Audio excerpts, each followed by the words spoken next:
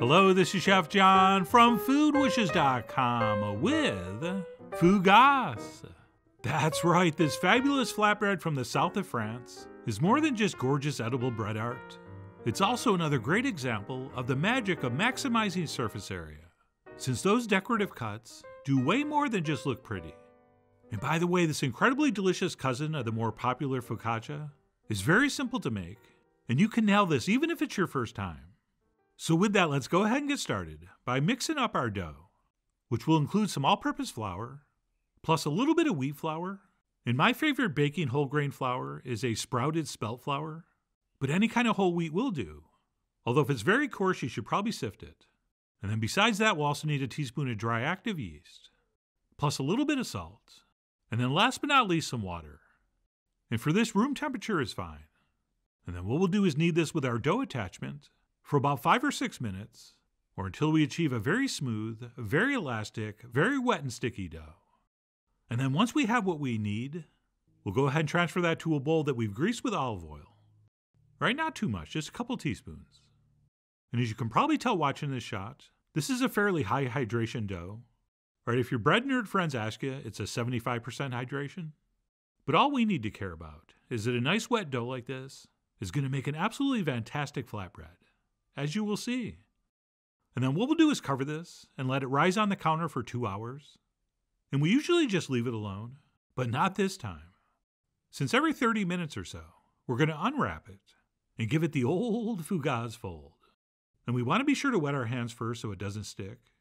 And I have no idea why I wet the other hand. And what we'll do is go around grabbing dough from the outside, and we will stretch it up and over the top like this. And we'll go around doing that like 6 or 7 times. At which point we'll cover it back up, and we'll let it sit for another 30 minutes before repeating that process all over again. Okay, so we'll do that 4 times total, which if my math is right, is going to take about 2 hours.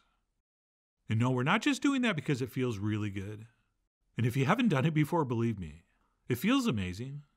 But we're mostly doing it to help develop the gluten formation, and also to even out the temperature of the dough, as well as so we have nice even yeast activity.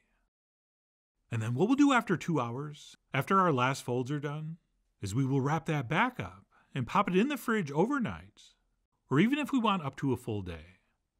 At which point we can pull it out and start making our fougasse. So that's exactly what I did. And then the next day we can go ahead and pull it out and transfer that onto a lightly floured work surface. And yes, the dough is going to be very cold and kind of stiff, but that's fine. Because all we're going to do at this point is kind of pat and press that out into sort of an oval shape, using just enough flour so it doesn't stick.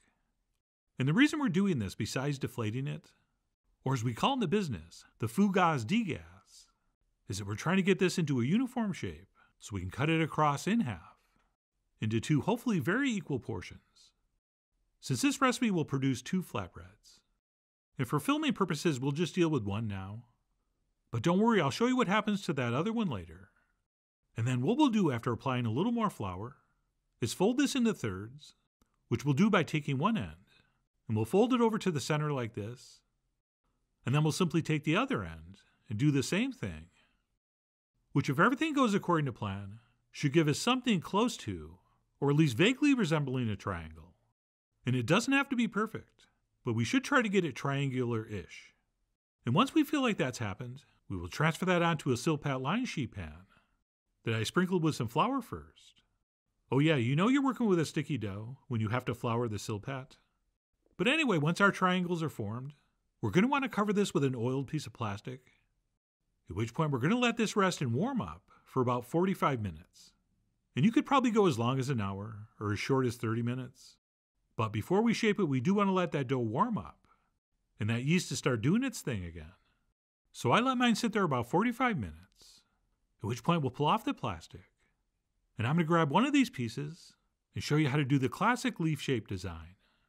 And we'll want to do that on a lightly floured surface. And we'll also sprinkle some over the top. At which point, using a combination of a rolling pin and also stretching and shaping with our hands, we will form this into a larger triangle, roughly about 1/2 to 3/4 inch thick. And again, since actual leaves aren't perfect, we do not have to get this perfect. Alright, I only need you to get it nearly perfect. So we'll go ahead and roll and stretch that as shown, at which point I stopped and sprinkled on some chopped rosemary. which is a very classic addition, although it's usually applied at the last second before it goes in the oven. But sometimes I think that sits up too high and tends to burn in the oven. So I thought by putting some on now, it would press into the dough and maybe work out better. Although once I was finished and picked this up to transfer it onto the baking sheet, a bunch of it fell off, so I probably needed to push it down a little more. But regardless, we're going to want to transfer that onto a sheet pan that has a piece of parchment paper laid down, on top of which we've sprinkled cornmeal, which is kind of key here, so be generous. And that's it once that's been transferred on, and we've done a little fine-tuning to the shape. We can grab our pizza wheel and start making the decorative cuts. And I'm not sure exactly why, but I did sprinkle on a little touch of flour, I guess so my pizza cutter wouldn't stick. But anyway, our first cut will be right down the center. But do not, under any circumstances, go all the way to the edge. We always want to stop about at least an inch from the edge. And then once that's set, we'll go ahead and spread that cut open a little bit. And our dough should be sliding very easily on top of that cornmeal. And then after the center cut, we will make 2 more cuts on the top at just a very slight angle. And again, we're going to make sure we don't cut all the way to the edge. And after each cut is made, we'll want to stop and spread those out, because as our dough rises back up a little bit, we don't want those spaces filling in and the dough attaching.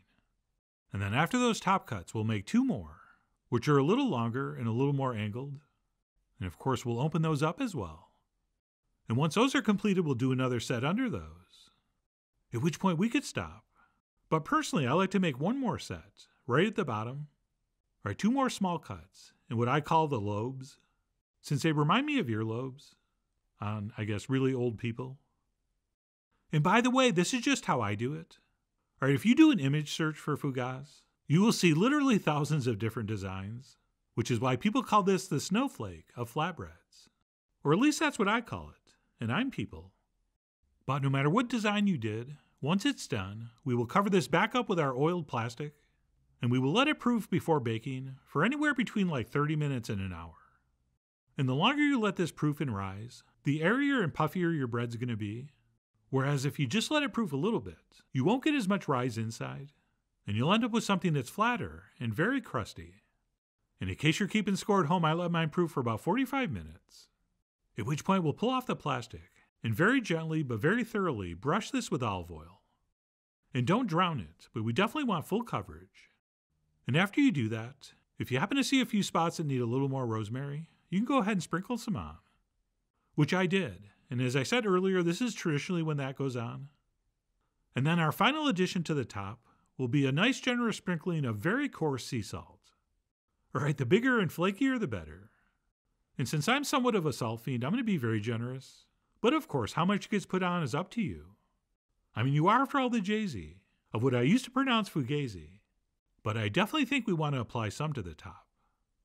And that's it. This is now ready to transfer into the center of a 450-degree oven for about 20 minutes, or until it's beautifully browned and looks like this. Oh yeah, that Fougasse looks for great. Speaking of which, all you people that insist you have to have a pizza stone to get a proper bottom crust on breads, please take a look at this. You don't. Just parchment paper and a sheet pan, and enough time is all you need. And as usual, as soon as that comes out, we'll go ahead and transfer that to a rack to cool. Okay, theoretically down to room temp, but if you eat this a little bit warm like I did, I think everyone will understand. So I let mine cool down to almost room temp before tearing in, which I'm going to shut up and just let you listen to, so you can hear this thin but very crispy crust.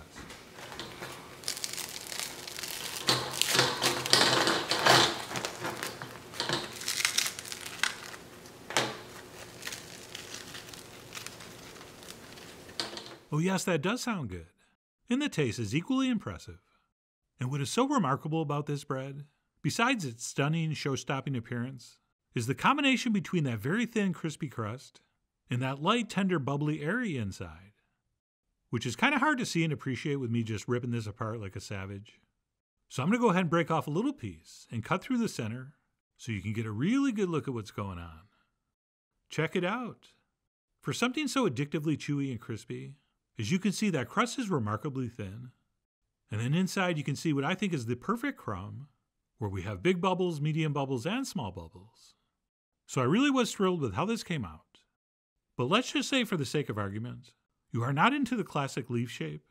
We can, if we want, just roll our dough into a rectangle, and then just make straight cuts like this, and do what's referred to as the ladder design, which I think looks pretty nice also.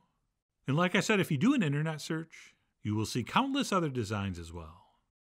Oh, and if you're thinking your recipe and method looks remarkably similar to the one I saw in America's Test Kitchen, well, that is either an amazing coincidence, or that is exactly where I adapted this recipe from. So thank you to my good friends there who I've never met. And I'm not sure who they adapted their recipe from, although it was somebody. But anyway, the point is, if they can do it, and I can do it, you most certainly can do it. So no matter how you shape yours, I really do hope you give this a try soon. So please follow the links below for the ingredient amounts, a printable written recipe, and much more info as usual. And as always, enjoy.